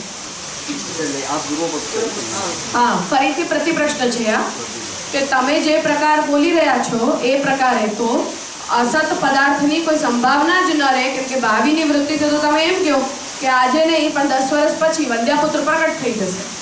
એવું તો ના થઈ શકે ને. અતએવ અસત્કાર્યવાદીનો હિ, એના જ કારણે જે અસત્કાર્યવાદીઓ છે એ લોકો તો યદ્યત અસત જાયતે, જે કંઈ પણ અસત છે એ પ્રકટ થાય છે, ઇતિ વ્યાપ્તિમ ન પુરસ્કુર્વંતિ, આ પ્રકારની વ્યાપ્તિનો એ લોકો સ્વીકાર નથી કરતા. કિમુત, પણ યદ્યત જાયતે તદ જનનાત પૂર્વમ સદ ન ભવતિ, જે કંઈ પણ પ્રકટ થાય છે એ પ્રકટ થતા પહેલા સત નથી હોતું. જની વૈયર્થ્યાપત્ય, કેમ કે પછી પ્રકટ થયું આવું બોલવાનો કોઈ મતલબ જ નથી બચી જતો. આવ્યું સમજમાં? આપણે એવું કહી રહ્યા છીએ કે દરેક વસ્તુ દરેક કાલમાં હોય જ છે, જેના કારણે મહાપ્રભુજીએ જન્મ અને નાશની સામે આવિર્ભાવ અને તિરોભાવને લાવ્યા. કે એવો કોઈ ટાઈમ, જેમ આપણે ભક્તિ માટે કીધું કે પ્રાર્થના કરી રહ્યો છે કે મને આપનામાં ભક્તિ થાય, આપણે કહી રહ્યા છીએ કે નહીં, ભક્તિ તો ન હોય એવું હોય જ નહીં કોઈ દિવસ. તો ભક્તિ જાયતે, આ કહેવાનો સેન્સ જ શું છે? તો એ લોકો આપણને કહી રહ્યા છે કે યદ્યત જાયતે તદ જનનાત પૂર્વમ સદ ન ભવતિ. અસત કારણતાવાદ છે, આરંભવાદ, હે ને, કે જે કંઈ પણ પ્રકટ થાય છે એ પોતાના પ્રકટ થતા પહેલા સત નથી હોતું. કેમ કે જો પ્રકટ થતા પહેલા પણ એ સતત છે એવું જો તમે કહો તો જની વૈયર્થ્યાપત્ય, જન્યતાની વ્યર્થતા થાય છે, કેમ કે પછી તો જન્મ બોલવાની કઈ જરૂર જ નથી આપણને. ઇત્યેવ તે સ્વીકુર્વન્તિ ઇતિ ન ઉક્તાનામ દોષાણામ પ્રસંગઃ, આવું આરંભવાદીઓ જે છે એ લોકો સ્વીકારે છે એના કારણે ન ઉક્તાનામ દોષાણામ પ્રસંગઃ, એટલે તમે અમારા મતમાં, નૈયાયિકો આપણને કહી રહ્યા છે કે તમે અમારા મતમાં જે દોષ લાવવાનો પ્રયાસ કરી રહ્યા છો એ દોષનો અમારા મતમાં કોઈ પ્રસંગ નથી. ઇતિ, આ પૂર્વ પક્ષનો પ્રતિપ્રશ્ન છે. યથાર્થ અયથાર્થના વિષયમાં આપણે જે સ્ટેન્ડ લીધું ને એના કારણે તો કહી રહ્યા છે. હવે આપણે જવાબ આપી રહ્યા છીએ કે યદિ અભાવાન અનંગી કુર્વાણૈહિ અસ્માભિહિ, જો અભાવ નામના તત્વનો અલંગીકાર અમે લોકો કરી રહ્યા છીએ એ સ્થિતિમાં આપાદક રૂપ અસત્વ હેતુના, આપાદક રૂપ કોઈ પણ અસત વસ્તુના હેતુભૂત વંધ્યાપુત્ર જન્માપત્તિ એવ કથ્યતે છે.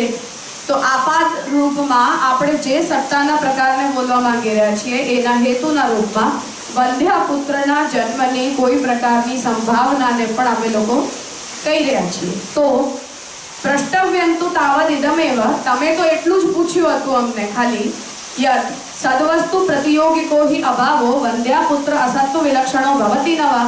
તમે અમને શું પૂછ્યું? એટલે ન્યાય આપણને શું પૂછે છે કે સદવસ્તુ પ્રતિયોગિકો, કંઈક છે અને કંઈક નથી. તો સદવસ્તુનો પ્રતિયોગી અભાવ છે અને અભાવનો પ્રતિયોગી સત છે. ઠીક છે? તો સદવસ્તુનો પ્રતિયોગી હિ અભાવો, સદવસ્તુનો પ્રતિયોગી જે હોય એને જ આપણે અભાવ કહીએ છીએ. ઘટઃ અસ્તિ તદ પ્રતિયોગી ઘટઃ નાસ્તિ.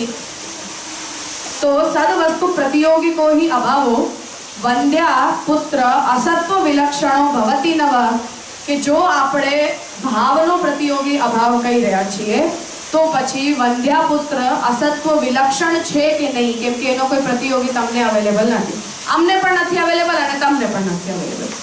સતી વૈલક્ષણ્ય તદ ઘટકમ તાવત કિમ, અને જો આના વિષયમાં આ પ્રકારના એટલે વંદ્યા પુત્રને કોઈ વિલક્ષણ તત્વ તરીકે તમે ટ્રીટ કરો કે કોઈ અમારા બધા અભાવના પ્રતિયોગી હોય પણ ખાલી વંદ્યા પુત્ર નામના એક તત્વનો પ્રતિયોગી અમારી પાસે કાંઈ ન હોય, આવી રીતે જો અમે એને ટ્રીટ કરો તો તદ ઘટકમ કેમ, તો પછી તમારા સિદ્ધાંત જે છે એનું પરિણામ શું નીકળશે? હા, કે હવે કે આપણે એ કહેવા માંગી રહ્યા છીએ કે તમે પહેલા તો એ સિદ્ધાંત બોલી રહ્યા છો કે દરેક અભાવનો પ્રતિયોગી હોવો જ જોઈએ, એટલે જ એને અભાવ કહેવાય. ભાવ ભગવાન જ્યારે નાસતો વિદ્યતે ભાવો નાભાવો વિદ્યતે સતમ, આ વચન થયું આપણી પાસે. નૈયાયિકો આને પ્રતિયોગિતા ભાવના રૂપમાં ટ્રીટ કરે છે આ વચનને, કે જે વસ્તુ સત હોય એનો અભાવ નથી હોતો, જેનો અભાવ હોય એનો સત્તા નથી હોતી. એનો મતલબ કે સત્તા હોય છે અને સત્તાનો પ્રતિયોગી અભાવ હોય છે, અભાવ હોય છે અને અભાવની પ્રતિયોગી સત્તા હોય છે. આ રીતે નૈયાયિકો ભગવાનના વચનને ટ્રીટ કરી રહ્યા છે. હવે એક્સેપ્શનલી એક વંદ્યાપુત્રની જેમ, ખપુષ્પની જેમ કે શશશૃંગની જેમ તમે કોઈ એક એક્સેપ્શનલ પદાર્થ માની રહ્યા છો કે જે પદાર્થનો પ્રતિયોગી તમારી પાસે ઉપલબ્ધ નથી. તો આ પ્રકારની વિલક્ષણતા કે જે અભાવનો પ્રતિયોગી કોઈ ભાવ ન હોય એવી વિલક્ષણતા જો શશશૃંગની માની શકાતી હોય, ખપુષ્પની પણ માની શકાતી હોય અને વંદ્યાપુત્રની પણ માની શકાતી હોય તો પછી તમારા સિદ્ધાંતની વ્યાપ્તિમાં પ્રોબ્લેમ છે કે નહીં? કે એક્સેપ્શનલી તમે ત્રણ વસ્તુ એવી માનો છો કે જેનો પ્રતિયોગી અવેલેબલ નથી, બાકી તમને એવું જોઈએ છે કે દરેક અભાવનો પ્રતિયોગી ભાવ હોવો જ જોઈએ. તો વિલક્ષણ તત્વ તરીકે જો તમે કોઈ એક વસ્તુમાં ભાવ અને અભાવના સિદ્ધાંતને જો બદલી શકતા હો કે પ્રતિયોગિતાના સિદ્ધાંતની અંદર કોઈ પ્રકારની વિલક્ષણતા જો તમે વંદ્યાપુત્રની અંદર, ખપુષ્પની અંદર લાવી શકતા હો તો પછી દરેક અભાવનો પ્રતિયોગી ભાવ હોવો જ જોઈએ. આ પ્રકારની વ્યાપ્તિમાં દોષ છે. હા, એટલે આ એક વસ્તુ તમે વિલક્ષણ કંઈક તો વસ્તુ રાખવી જોઈએ. એક વસ્તુ તો તમને વિલક્ષણ રાખવી પડી રહી છે, વિલક્ષણ તમને રાખવી પડી રહી છે હે ને, કેમ કે એનો પ્રતિયોગી તો તમને મળશે ને અમને મળશે. તો પહેલી પ્રોબ્લેમ એ થઈ ગઈ કે એનો મતલબ કે તમારા સિદ્ધાંતની વ્યાપ્તિમાં સમસ્યા છે. ઠીક છે? એટલે એમણે જે આપણને જે ક્વેશ્ચન કર્યો ને સામે કે અભેદ અંગીકારે તું મૃત્યો ઘટ જન્મમાં બંધ્યા પુત્રો થી ક્વચિત જાય, એ જે કીધું એની સામે આપણે કહી રહ્યા એની સામે આપણે એક્સેપ્શન નિયમની સામે કોઈ તો અપવાદ હોય ને એ સેન્સમાં વિલક્ષણ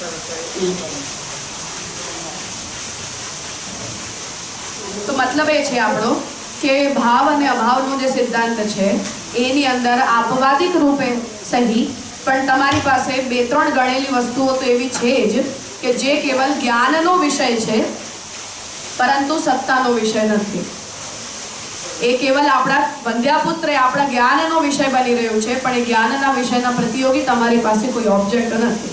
એટલે આપણે કોઈ બાળકને એવું કહીએ એ ફોર એપલ તો એ કે દેખાડો, તો એપલ આપણે દેખાડી શકીએ છીએ.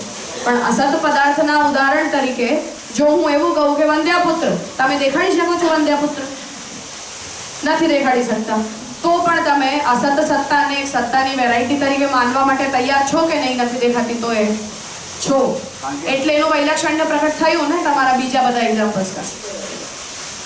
આપણે એને બોલી તો શકીએ એવો આપણે આર્ગ્યુમેન્ટ કર્યો ને. હા, તો એની સામે આર્ગ્યુમેન્ટ એવી રીતે કર્યો ને કે આપણે બોલી રહી છે તો જ્ઞાનનો એક પ્રકાર થયો ને. હા, તો એટલે જે કહી રહ્યા છે કે એને તમે અત્યંતા ભાવના એક્ઝામ્પલ તરીકે ટ્રીટ કરો છો ને, નૈયાયિકો કરે જ છે. અત્યંતા ભાવનો એક્ઝામ્પલ શું છે? બીજું વંદ્યાપુત્ર છે, ખપુષ્પ છે અને શશશૃંગ છે.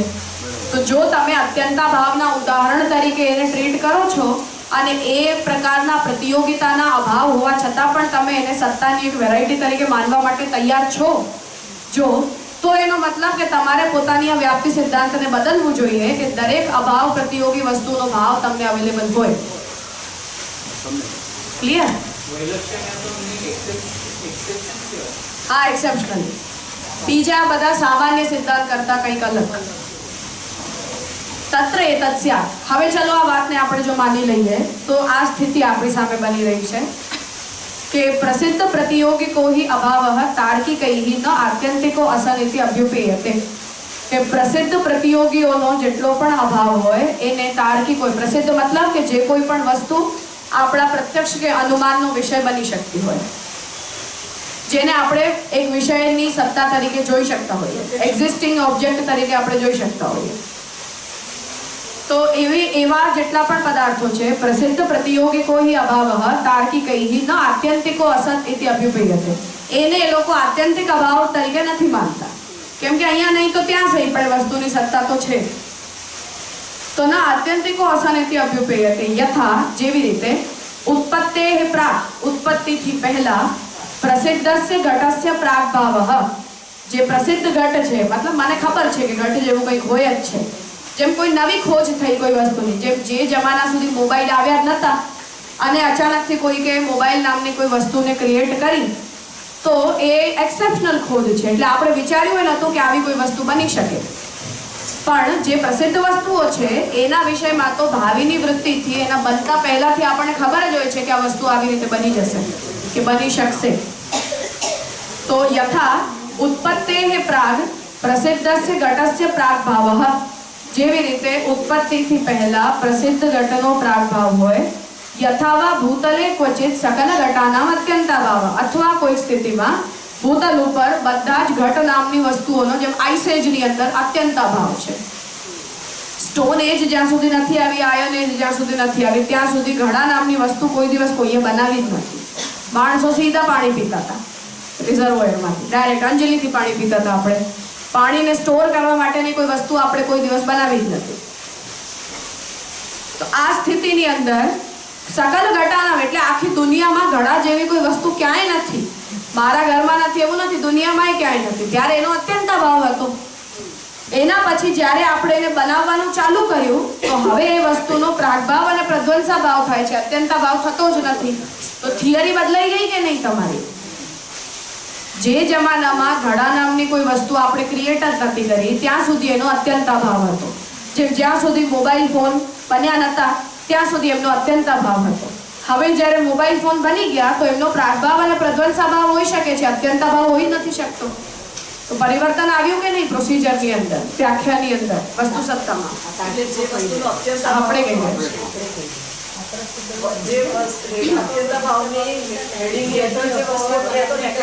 બદલી જાય છે. ટાઈમ ટુ ટાઈમ એની અંદર ચેન્જ આવે છે. તતશ્ચ ઈદૃશાહ અભાવાહ પદાર્થ રૂપાહ ભવંતિ. એટલે એના પછી કોઈ વસ્તુ બને પછી એના અભાવની એક કલ્પના પ્રગટ થાય. એટલે ઘટ નામની કોઈ વસ્તુ દુનિયામાં આવી પછી આપણે ઘટનો પ્રાગભાવ, ઘટનો પ્રધ્વંસાભાવ આ પ્રકારે અભાવની એક વેરાયટીમાં એને ગણવાનું ચાલુ કર્યું. જે મોબાઈલ નામની વસ્તુ બની ત્યારે આપણે મોબાઈલનો પ્રાગભાવ અને મોબાઈલનો પ્રધ્વંસાભાવ એ રીતે એને પોતાની એક વેરાયટીમાં એની ગણતરી કરવાનું ચાલુ કર્યું. નહીં તો એની પહેલા સુધી મોબાઈલ ફોનનો અત્યંતાભાવ હતો. આ પ્રકારે ઈદૃશાહ એટલે આ રીતે. તો ઈદૃશાહ અભાવાહ એટલે કોઈ પણ વસ્તુના આ પ્રકારના જે અભાવો છે એ બધા પદાર્થ રૂપાહ ભવંતિ.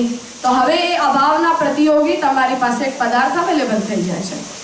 પદાર્થત્વેન અનભ્યુપગતંતુ. જો તમે પદાર્થના રૂપમાં એ વસ્તુનો સ્વીકાર નથી કરતા તો અપ્રસિદ્ધ પ્રતિયોગિકમ અસત્વમ. તો જ પછી તમે અપ્રસિદ્ધ વસ્તુના જ અત્યંતાભાવને અસત પદાર્થની સત્તાના રૂપમાં બોલી શકો છો કે ભાઈ હવે અમે આ પ્રકારની કોઈ વસ્તુને જાણતા જ નથી, કે આ પ્રકારની કોઈ વસ્તુ હોતી જ નથી. અન્યથા દરેક વસ્તુનો સામાન્ય રીતે પ્રાગભાવ અને પ્રધ્વંસાભાવ હોઈ શકે છે, પણ અત્યંતાભાવ બોલવું એ બહુ મોટી વાત છે કોઈ પણ વસ્તુના વિષયમાં. તત્તુ આત્યંતિકમ ભવતી યથા વદ્યપુત્રસ્ય ઇતિ. તો પ્રસિદ્ધ હોય ત્યાં સુધી પ્રાગભાવ પ્રધ્વંસા ભાવ છે. અપ્રસિદ્ધ હોય તો જ આપણે એને અત્યંતા ભાવ તરીકે કહીએ છીએ. તત્ર ઇયમ વિચિકિત્સા કા ઇયમ પ્રસિદ્ધિ નામ. હવે આપણે જેને પ્રસિદ્ધિ શબ્દથી બોલી રહ્યા છે કે પ્રસિદ્ધ વસ્તુ હોય એ પ્રસિદ્ધ વસ્તુનો પ્રાગભાવ કે પ્રધ્વંસા ભાવ હોય અને અપ્રસિદ્ધનો અત્યંતા ભાવ હોય. હવે અહીંયા પ્રસિદ્ધિ શબ્દથી આપણે શું કહેવા માંગીએ છીએ એ સવાલ છે.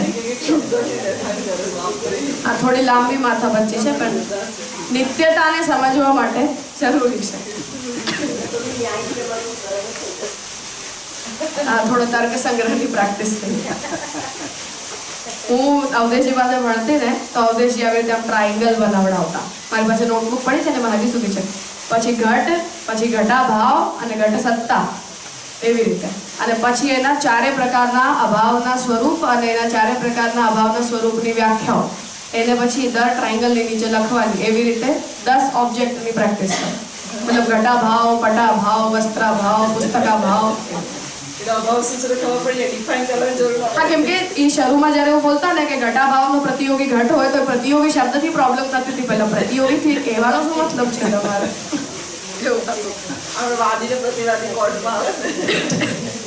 એટલે પ્રતિयोगी समझावा માટે કહેતા કે आप ट्रायंगल बना लीजिए, एक कोने में घट लिखिए, दूसरे कोने में घटा भाव लिखिए और तीसरे कोने में घट सत्ता लिखिए. એવું કરતું. ઘટ અને ઘટ સત્તામાં પછી શું કરું? મતલબ કે એનો પ્રતિયોગી સમજાવવું જોઈએ ને કે ઘટ નામની એક વસ્તુનું મને જ્ઞાન છે. ઘટની સત્તા હોય ત્યાં સુધી સત સત્તા છે અને ઘટનો અભાવ હોય ત્યારે એનો પ્રતિયોગી છે. મતલબ ઓબ્જેક્ટિવ નોલેજ, પછી એના એબ્સન્સની નોલેજ અને એના કોન્ટેક્સ્ચ્યુઅલ પ્રેઝન્સની નોલેજ. કેમ કે ઘટ સત્તા પણ જ્યારે નૈયાયિકો કે તો તત્ત દેશ, કાલ અને સ્વરૂપમાં ઘટ સત્તા એવો જ એનો મતલબ હોય. સર્વત્ર ઘટ સત્તાના અર્થમાં સત્તા અને અભાવના કન્સેપ્ટ એ લોકોને ત્યાં નથી. અત્યંત અભાવમાં સર્વત્ર નિષેધ, ત્રૈકાલિક નિષેધ, અસંભાવિત સત્તા. તો બધા કોમન આપણે બી એ જ રીતે. મતલબ કે ઘટો નાસ્તી એનો મતલબ કે આ રૂમમાં, આ સમયે, આ આકારમાં ઘટો નાસ્તી. એવું. બીજા રૂમમાં, બીજા આકારમાં, બીજા સ્થાનમાં ઘટ સત્તા અસ્તિ. આકાર કહેવાય. મતલબ કે આ સ્વરૂપમાં જ હોવું જોઈએ. અડધો ફૂટેલો પડ્યો હોય ને ઘટો અસ્તિ એવું નહીં. ઉપયોગ લાયક જ હોવો જોઈએ.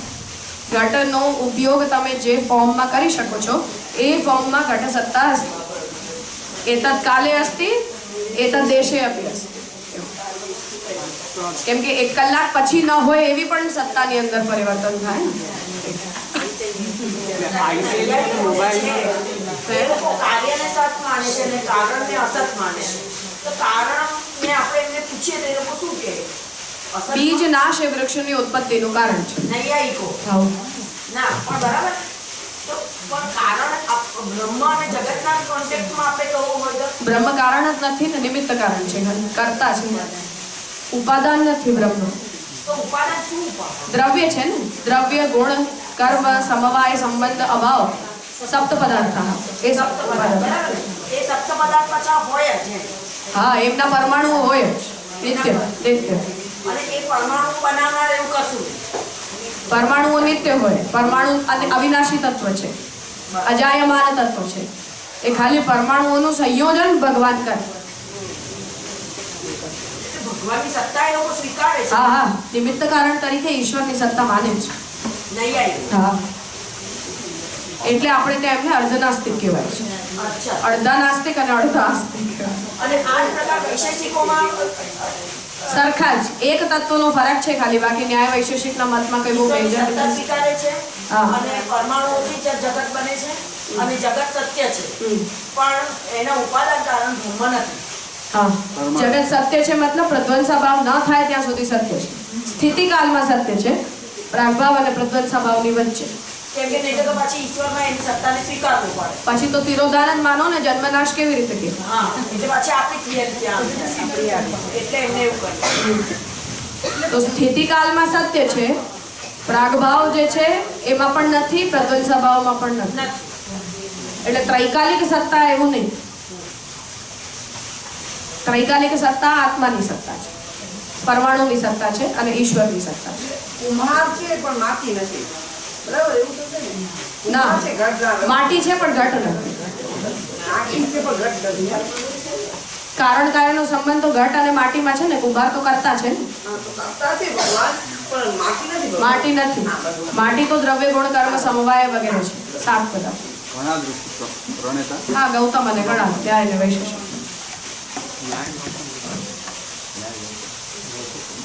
હવે એકદમ આમ સ્ટ્રેસફુલ છે, ફૂલ ઓન. કારણ કે પછી હા, તો લઈ લો. હા, લઈ લ્યો, જાઓ. જય ગઈ. ગૌતમ ન્યાયના ઘણા જ વૈશેષ.